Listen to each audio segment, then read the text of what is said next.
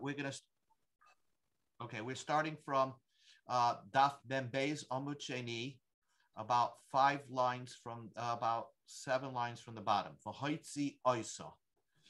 Just to briefly review, as we've seen often in this Masechta, that we begin go off on a tangent and touch on a topic in Taharas, and because there is no Masechta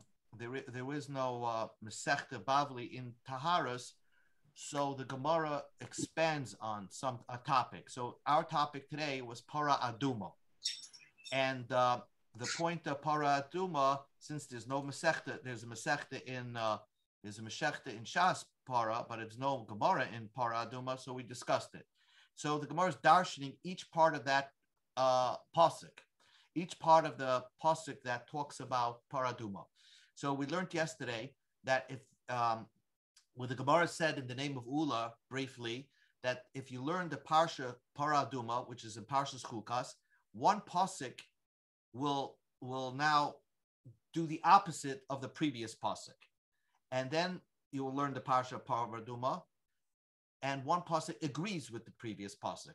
That's called, one is Moitzi Miyad Mashma, and one is Mimashma Memele. In other words, the previous pasuk, the second pasuk that follows agrees with the previous pasuk. You'll understand more as we get through the sugya.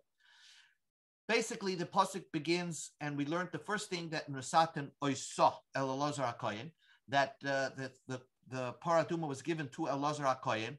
So we darshan that. What does that mean? Paraduma was done by the assistant Kohen of the Kohen Gadol. At the first, Paraduma was done by Elazar, not by his father Aharon. So we darshan that in the future generations, you need to have some say you need to have a Kohen Gadol, and some say the Doris be Kohen Hedyot. In the future generations, you could just have a plain Kohen do the Paraduma, which we ended up yesterday discussing why we don't bring a Paraduma today. Probably is because that according to one opinion, you have to have a Kohen Gadol manufacture the Paraduma. And we don't have a Kohen Gadol simply because we don't have a Sanhedrin to appoint a Kohen Gadol.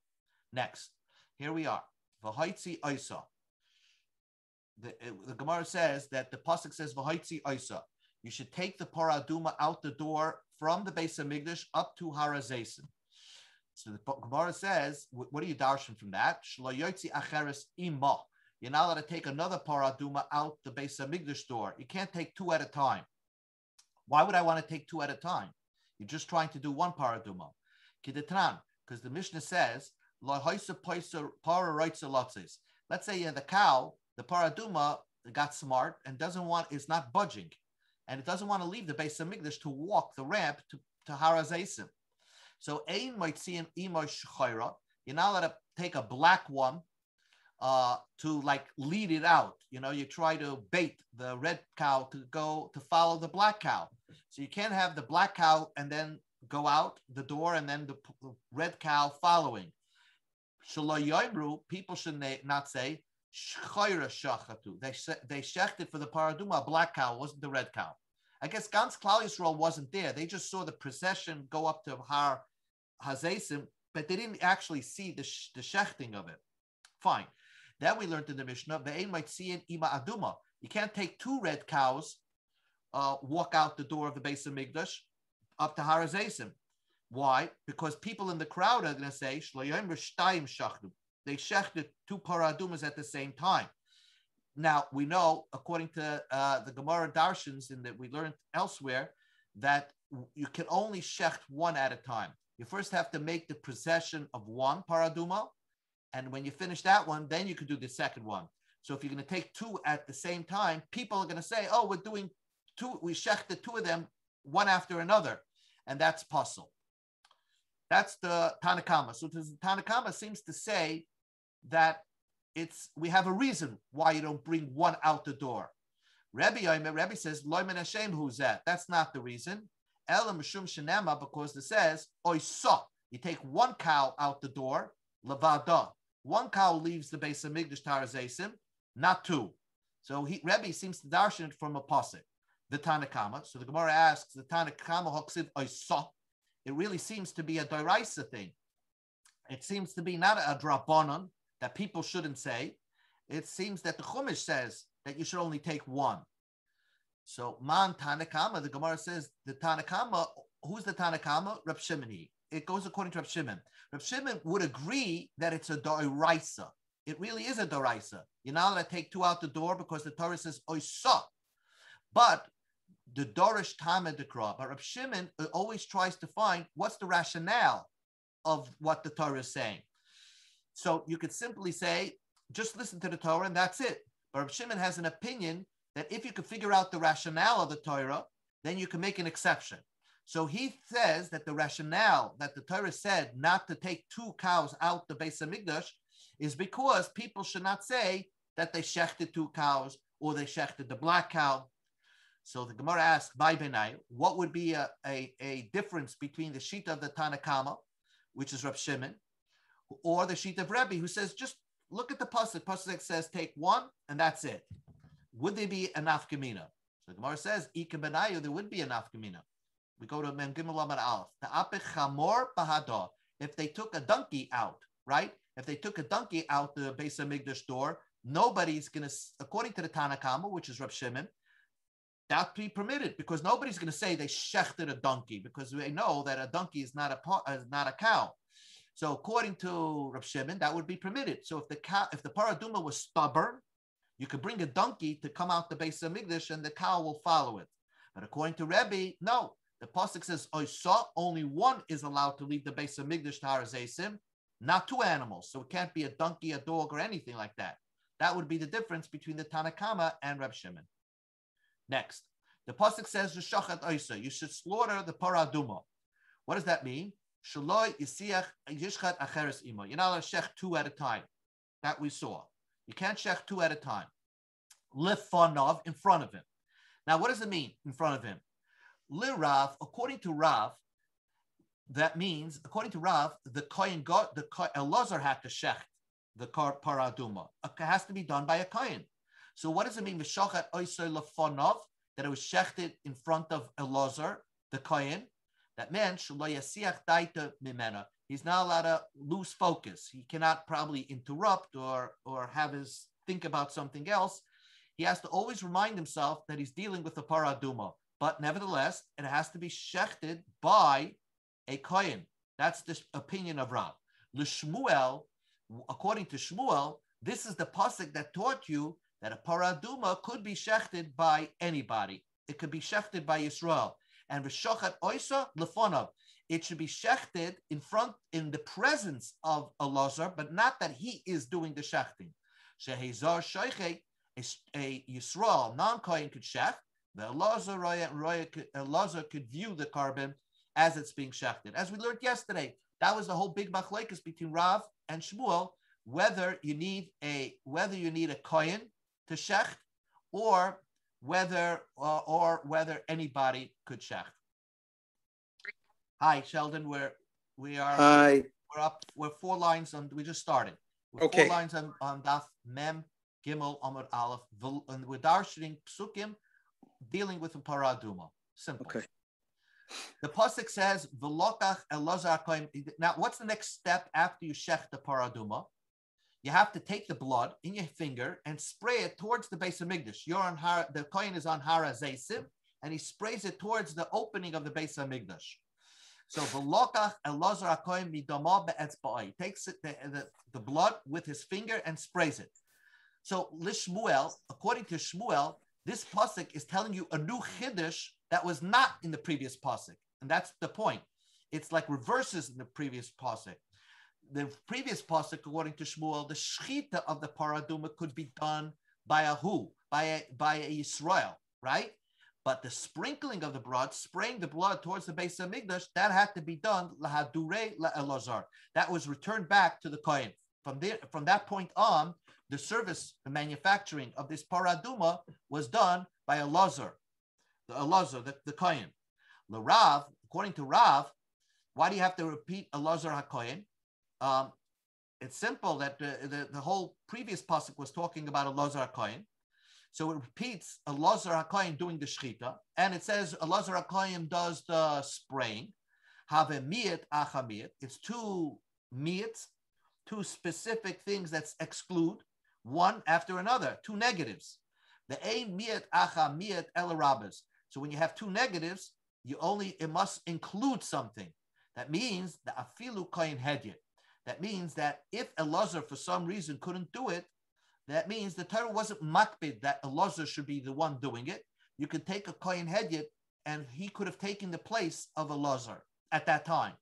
So it wasn't specifically that the Torah wanted Elazar. It could have been any koyin, but they gave kavod to Elazar. What happens after you start the fire and you put the whole animal into the fire? The Torah says, they take a piece of cedar wood, a piece of grass, hyssop, a tongue of wool, right? Of crimson wool. Now, why does it say kohen? We're dealing with a kohen. Why does the Torah keep repeating itself? L'shmuel, according to Shmuel, this is the pasuk that teaches you, the afilu b'kohen hedyet, that even a kohen hedyet was permitted to do the throwing into the fire, throw this stuff into the fire. According to Rav, we already know that that a kohen hedyet can do this service. You don't need a lazar. Itzrach, I still needed to teach you over here. Sal kedai techamina, I would have thought, kevin de lav gufi de paraninu. Since this service of throwing the 8 arrows, the hyssop and the shniter laws into the fire has nothing to do with the body of the cow, right? The body of the cow is burning in the fire. You're doing something extra, throwing something into the fire. I would have thought loyally boy a coin that you shouldn't need a coin over here. Kamash Malam, the pasuk tells you again that even for this service you needed a coin, albeit it didn't have to be a lazar, it could have been a coin hedyet. Fine. Next step. After the service is done, the Chumash says, Parshas Chukas, the chibes begodov hakoyen. The kohen should wash his clothing. In other words, he sends his clothing into the mikveh. Why does it say hakoyen again? Again, this is all repeated in Parshas Chukas. Why does the Torah say the word kohen again? Bechi hu noi. That the Torah wanted that the service be done while the kohen is wearing his kohen clothing. Because you have to realize this. This service was not done in the Beis Hamikdash. It was done in Har HaZeisim. So I would have thought that you need a kohen like a pidyon a ben, but he doesn't need to be wearing his 4 garments. Kamash Malam, that for the service of paraduma, he had to be wearing his kohen clothing. Then the Torah says, "V'tomei hakohen ad harav." After he did the paraduma, the kohen that did the paraduma is tomei till nightfall. So he goes to the mikveh and then he's tahar. Kohen b'kihuna l'daris. That teaches you the kohen, even when you make in future generations. Later on, when they had to make new paradumas, again, the kohen had to be wearing his kohen clothing, because again, this service is done outside the Beis Hamikdash, so we still need the kohen to wear his 4 garments. So not only during the time of Moshe Rabbeinu, Elazar, whoever made the first paraduma, he was wearing the kohen clothing, but even later generations making the paraduma required a kohen to wear kahuna clothing. So the Gemara asks, that would make sense. That makes sense according to the opinion that in future generations you could use a regular kohen.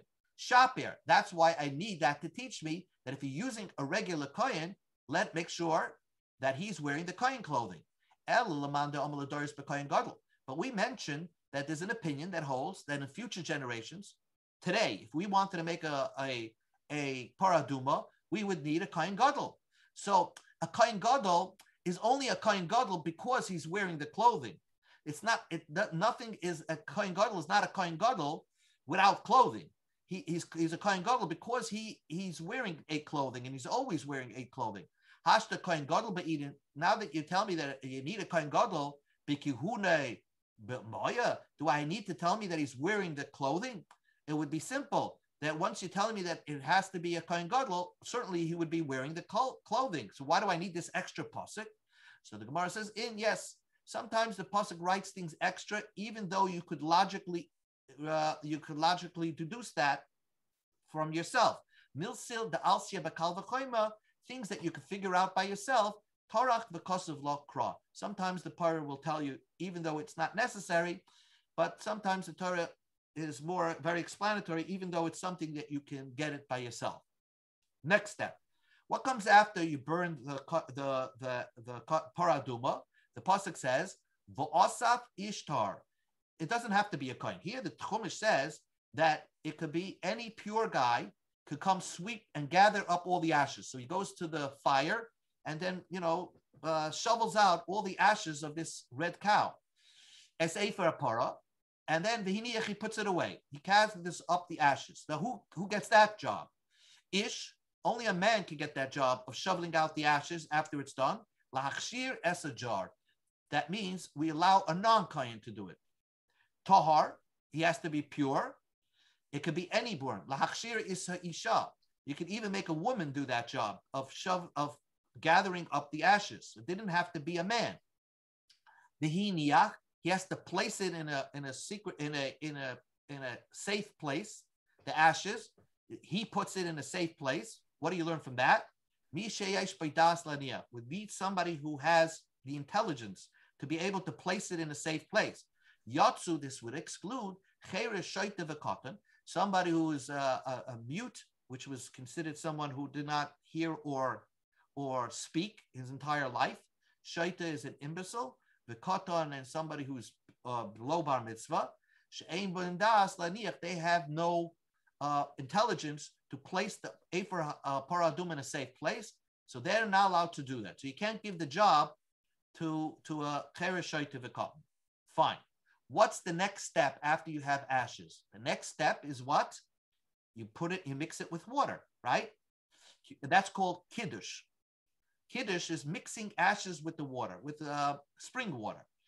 Tanan Hasam, the Gemara goes further. We learned in the Mishnah, Hakol Kesher L'Kadosh. Every person can mix the ashes with the water. Everybody could do it. A Yisrael, a Levi, it doesn't matter. Chutz, even a woman, it seems to be. A woman. Hakol means a woman even.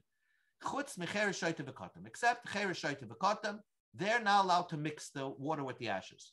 Rabbi Yehuda, Machshir B'Katan. Rabbi Yehuda says a cotton is kosher to do it, and he does it Upaisel B'Isha Uba androgynous. And he says that Isha and androgynous is like a suffix Isha and Isha, right? So he has both simonim, a male and female. They're not allowed to mix the water with the ashes. So you see, Rabbi Yehuda is arguing in a double argument against the Tanakama. The Tanakama held that you could use a woman. Rabbi Yehuda says a woman is no good. The Tanakama says you can't use a cotton. Rabbi Yehuda says a cotton is good to do the mixing. So the Gemara is darshaning my time of the Rabbanim. What is the reasoning of the Rabbanim that say a woman yes, cotton no? The ksiv, because let's look at the pasuk. V'lakhu latame ma'afar sreifas achatus. The pasuk says that you should take from these ashes and mix it with water, and to be matar somebody that's tame. Okay, that's what it says. Mix the ashes with water. Fine. V'lakhu, right after you gather the ashes, take the ashes and mix it with water. So we say we darshan v'lakhu is a continuation of gathering of the ashes. Hanach the pasli ba'asifa paslu b'kiddush. Those that are not are apostle are invalid to do the gathering of the ashes. They can't do the mixing of the kiddush, which a woman is permitted to do the asifa. So she's permitted to do the mixing of the ashes. Of cotton, we said before, has no intelligence to do v'hiniach. So therefore, they're apostle from doing the kiddush. Those that are permitted to do the gathering, which includes a woman, achshari loch b'kiddush is permitted to do the kiddush. So a woman, yes. A cotton, no. Very similar to gathering the ashes. Gathering of the ashes and mixing the ashes are the same. So that's, according to the Tanakama, the pasuk later on is a continuation of the previous pasuk. It agrees with the previous pasuk. Rabbi Yehuda says no. The pasuk is going to do the opposite of the previous pasuk, and it's going to say those that are kosher and gathering the ashes are apostle from mixing the ashes, and those that are apostle from gathering the ashes are kosher from mixing the ashes. Listen to this. Rabbi Yehuda in Cain If the pasuk wanted to say that they're exactly the same, lema kra v'lokach, it should say it in the singular, because when the Torah talks about gathering the ashes, sweeping it up, it says va'asaf right over here, singular. One person should do it. Why does it say v'lakhu, plural? It's coming to include somebody that was puzzled before. Even a cotton that we said was not kosher to do the gathering of the ashes, but mixing the ashes with the water, he would be kosher. Fine. So that tells you that a cotton is kosher. Isha menole. How do we know an isha is puzzle? Because we said before, by gathering the ashes, an isha is kosher. But according to Rabbi Yehuda, to mix the ashes with the water, an isha is no good. How do you know that? Because the Torah says v'nosan, masculine form. V'loy v'nosno, not feminine form. So, and again, you could always ask, the Torah is generally written in masculine, but we could do this drasha since there's something strange in this pasuk anyway. So we see that according to Rabbi Yehuda, he has a source that we apostle a woman for mixing the ashes, but we make kosher a cotton for mixing the ashes. Rabbanan, Rabbi Yehuda seems to have make sense. Rabbanan, why does the Torah switch from plural to singular? Rabbanan, ikos of rachmana v'lokach v'nosan, if it would written in the singular form, havamina, I would have thought, hay deshakel chad v'yohiv chad, that it has to be one person doing everything, which means that one takes I would think that the person that takes the ashes has to be the one mixing it with the water, right? He has to take the ashes and mix it with the water. But Kasav Rachmana v'lakhu, the Torah says lakhu, that even if two people are holding the ashes and putting it into the water, that's also okay. Kasav Rachmana, if the Torah would write v'lakhu v'nosnu, if the Torah would write both in plural, havamina, I would have thought that you need both. You need two people holding the ashes and two people mixing the water. Havamina ad shakli tray. Two people have to take the ashes, v'yov tray, and two people are putting it into the water. So I would have thought all that. Kasav rachmana v'lakhu v'nasan. Nafil shakli tray. Even if two people take the ashes, v'yohev chad, and one of them puts it into the water, that's also okay. Basically, technical details that you learn from this extra plural and singular terms that regarding taking the ashes and mixing it with water, to teach you that it can be done by one person, and the same person doesn't have to be done by two different people. But Rabbi Yehuda didn't need it that way. Next, what's the next thing after you mix the ashes in water? Now you have the whole formula. Then you have to take a hyssop and spray it on the guy that was a tamei mace. So v'lokach ezav v'tovel b'mayim ish tahar. You take the hyssop and you dip it in water, and the guy that sprinkles it on the tummy person was a person that's tahar. So according to Rabbanan, since that's the next step, it undoes the previous step. And therefore, since by the mixing, according to Rabbanan, a isha is kosher, a cotton is not. Here, the one that can actually spray on the tummy person is a woman, not a cotton, yes. The Rabbanan ish v'la isha, Yidarshan, a man and not a woman. Tar lahakshir is a cotton. Tar would make kosher a cotton because it's just the opposite of what he held before. That's what according to Rabbanan. Again, once they had the formula mixed up, there was a guy in charge to sprinkle all the Tmei Mesim. According to Rabbanan, it has to be a man, and it could be a cotton. Even a cotton could do it, but not a woman. Well, Rabbi Yehuda, he will say that, no, we reverse what we said before. Since before we say a cotton is puzzle, and since we said cotton is kosher and a woman is not kosher, so here we'll say the opposite. Ish v'loy cotton, it has to be a man and not a cotton. And tar l'achsesh isha, even a woman could be in charge of the whole townspeople. Even a woman could be in charge of spraying the water on the tummy person. So basically, we went through this whole daf, darshaning each pasuk step by step, who can do it and who cannot do it by each step. One last question. Meisvei, the Gemara asks, the Brisa says, Hakol kasherin lahazois everybody could spray on a tummy. Everybody is kosher. Chutz betumtim v'androgynous v'isha. Can't be a woman, a tumtim, or an androgynous, which is types of people who we don't know gender neutral. We don't know if they're male or female. And a woman. So this brisa seems to agree with the Chachamim. That seems to agree that, like the Chachamim, an Isha could do it, and an Isha cannot do it, because according to Chachamim, an Isha cannot do it, but the cotton sheyesh b'das could do it. Isha masayasay umaza. The woman could help him and spray it. So this brisa is clearly like the Chachamim. Isha not, because it says chutz, except an Isha. A cotton, yes. And that's the end of the brisa. So the Gemara is going to ask, we go to Amud Sheni, v'loy palig Rabbi Yehuda. How come Rabbi Yehuda didn't argue on this brisa? It's simple that Rabbi Yehuda would hold just the opposite. A woman, yes. A cotton, not. So how come Rabbi Yehuda didn't argue in the brisa? So Amar Abaya said, Rabbi Yehuda is not going to voice his opinion on every brisa. Once you know his mahalach, his way of learning the psukim, you could automatically figure out his opinion.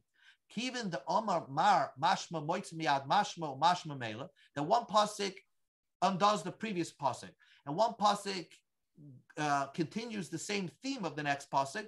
So once he tells you his derech halimud of learning Pashas Chukas, you automatically know what Rabbi Yehuda's opinion is, Polik. So it's automatically, you can figure out that he argues. He doesn't have to say his opinion in every brisa.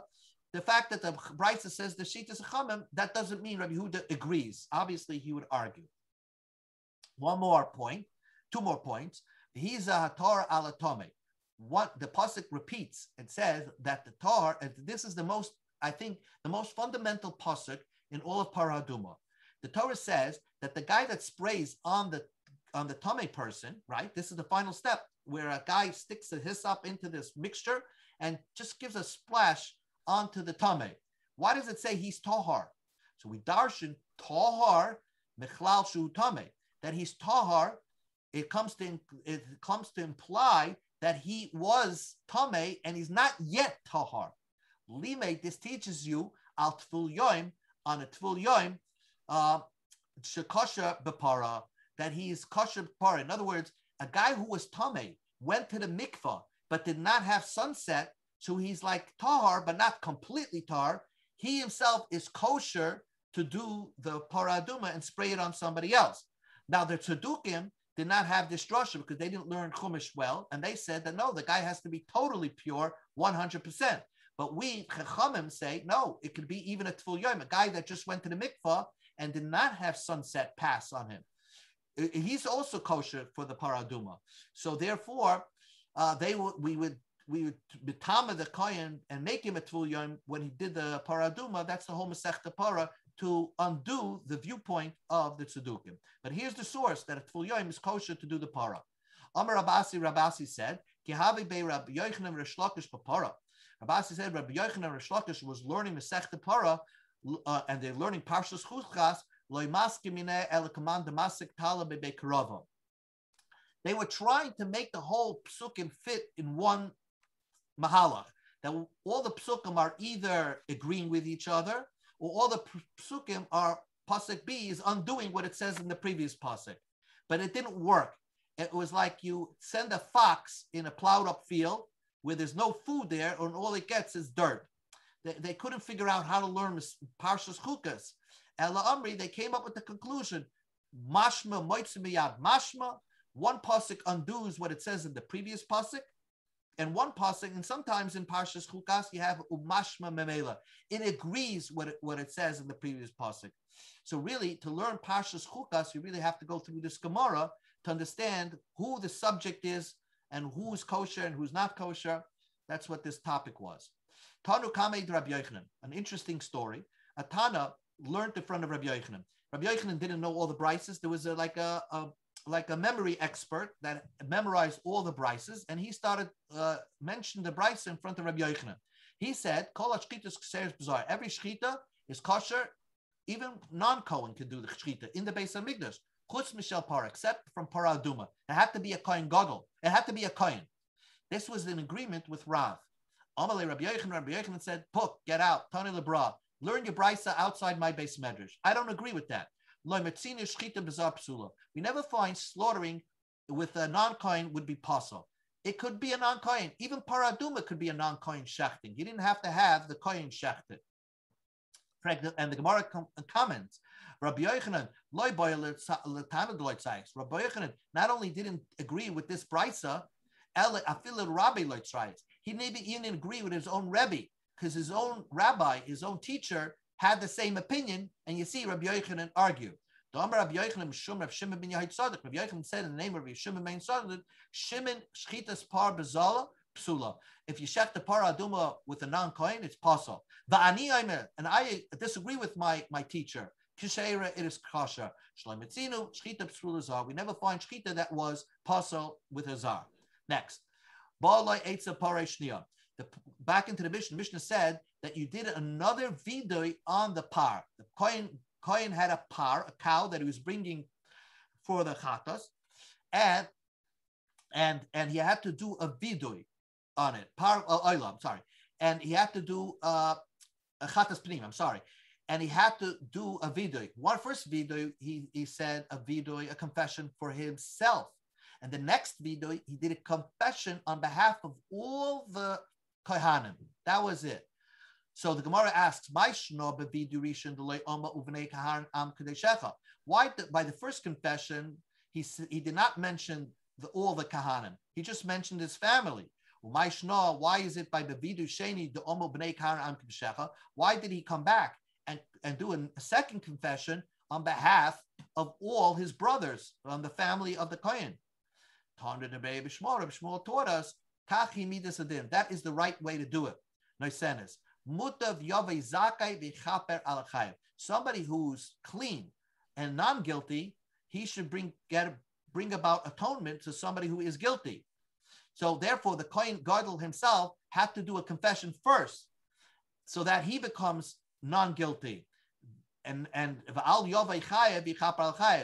let not somebody who's guilty try to bring atonement for somebody who's also guilty. So first, the Kohen Gadol had to make sure that he confessed all his sins on that first confession.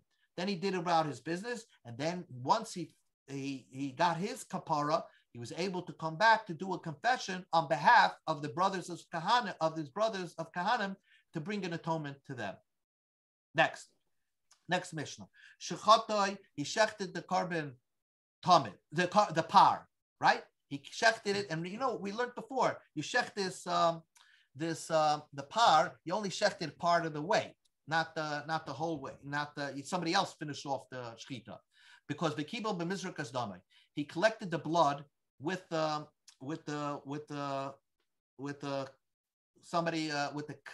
vessel, right, the jug. He gave it to somebody else who would mix the blood, because he didn't do anything with the blood. And he was standing. He stood over here. Again, look at the picture here. He shechs the carbon, the tamid. Again, he only does a little piece. Somebody finishes off the job. He gives it to somebody else to stir the blood, because he wasn't doing anything with the blood, and we don't want the blood to congeal.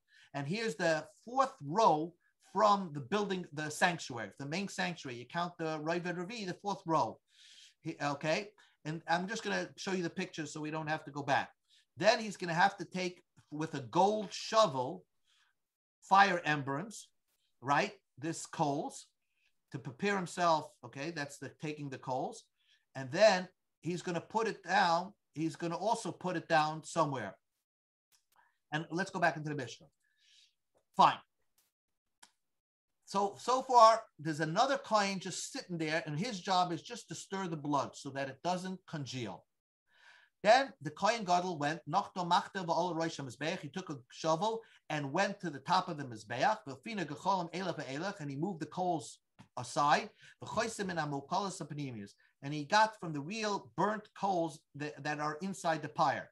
The Yorad, and then he went down with this shovel, and he put it on not the same place, on the other side of the Azara. He put the coals over there in the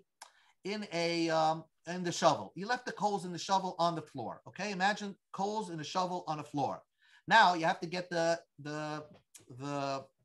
the Ketoris, because he's now getting ready to go inside the Kodesh Kedoshim for the main service of Yom Kippur. So the Gemara, now the Mishnah sidetracks. And every day they would have shoveling out from the coals. They would use the silver shovels, and they would take the silver shovel and then pour it into a gold shovel, because the silver shovel will not get, even if you damage it, you didn't lose a lot of money. But when you brought the Ketoris into the Heichal to put on the Mizbeach HaPnimi, and to put on the Mizbeach HaPnimi, they moved the coals into a gold shovel. But on Yom Kippur, they only used the gold shovel, and with that, the Kohen Gadol went into the base of Mikdash. So they didn't transfer it. Again, in every day, since they're using it every day, they didn't want to waste money in the base of Mikdash replacing that gold shovel. To take it off the Mizbeach, they used the silver shovel, but they transferred into a gold shovel. And the Mishnah explains, and every day, and every day they would shovel out from a shovel of 4 kavs and put it into a shovel of 3 kavs. In other words, the silver shovel contained 4 kavs. They transferred it into a shovel, the gold shovel that was used to go into the Heichal, was held 3 kavs. So 1 kav, some coal spilled on the floor. There's a reason for that, because they want the shovel to really look stuffed, sky high, full of clothes. On Yom Kippur, the Kohen Gadol used a shovel that contained 3 kavs, and that's it. With that, he went into the Heichal. Remember, he's not going to the same place. You see, every day they're going on to the Mizbeach HaPnimi, and it's interesting. On the Mizbeach HaPnimi, they would put the coal, they would take the coals, put it on top of the Mizbeach, and then they would take the Ketoris, which was in a spoon, and dump it on top of the coals. Here, the Kohen Gadol is going to go in with a shovel and a spoon. He's going to put the shovel on the floor and then transfer the spoon into his hands. And from his hands, he's going to put it onto the shovel, which is all in front of the Aron. Anyway, every day he shoveled out a 6 kavim, or saw a 6 kavim, and he would transfer it to a gold one of 3 kavim. Today he used a 3 kav, and with this one he would go in. Everybody agrees he went in with a 3 kav, but the question is, how much coals did he take out in the first place? Every day the shovel itself was pretty heavy. Today, they made it very light. In other words, they made the thickness of the wall of the gold shovel very thin, because again, we don't want the Kohen Gadol feeling burdened and heavy. We don't, because he's fasting. He was up a whole night. Every day the shovel had a short handle. Today, aruka was a long one, so he could tuck it under his arm and hold it to provide support. Again, to make it easier. The Chol Yom, says the Mishnah, the gold one that you came in was yellow. They used the finer gold, make like a red tinge. Divrei Rab Menachem. The Chol Yom, every day, they makriv half a mana on the morning and half a mana in the afternoon. Because that was Ketoris in the Shachris, Ketoris in the afternoon. Today they added a shovel full, his hands full. In the afternoon, he would use the ones that he didn't on Yom Kippur, he used his 2 palms, so he had to have extra. And we'll finish over here. B'chol yom hoisedaka. Every day the Ketoris was very grounded, very thin. V'hayom daka min adaka. They had to regrind it. Erev Yom Kippur, they sent it back to the grinder and reground it very thin. And again, he had to take 2 handfuls of this Ketoris to bring it into the Kodesh Kedoshim, to bring it in, to put Ketoris right in front of the Aron. Okay, we'll stop right over here. Okay, and we'll continue this, and we'll start the Gemara tomorrow morning, B'Ezras Hashem. Shkoch. Okay, very good. Okay. Okay, a good night, everybody. No.